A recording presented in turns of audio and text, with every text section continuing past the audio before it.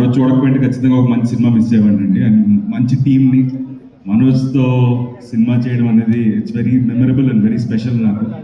And అలాగే Sai, wish you great success in other films also.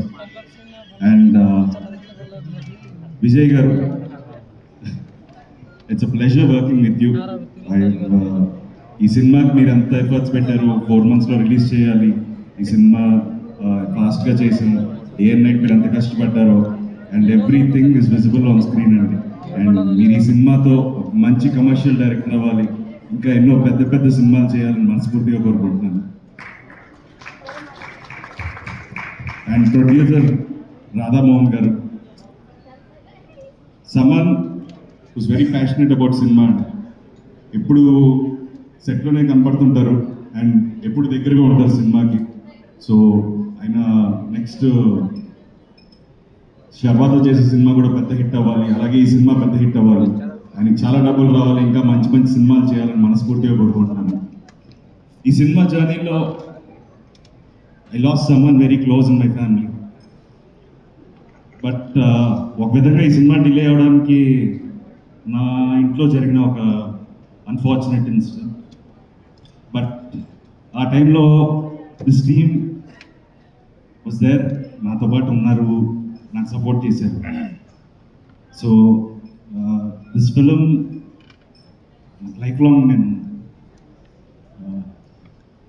I don't have words, sorry. But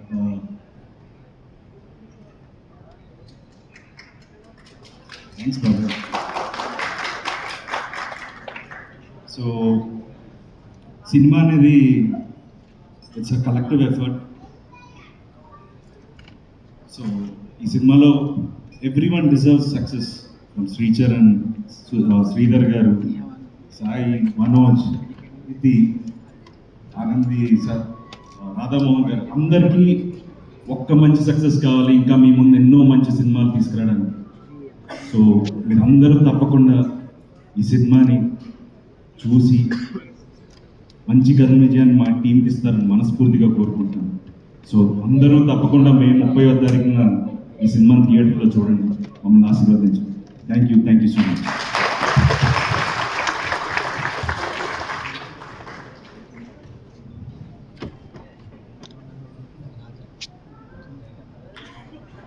yes, Nara Rohit గారు చెప్పినట్టుగా మే 30వ తారీఖున మనం భైరవం సినిమాని చూసి ఆదరిద్దాము. అండ్ ఇప్పుడు మా మంచు మనోజ్ గారు వెయిటింగ్ ఫర్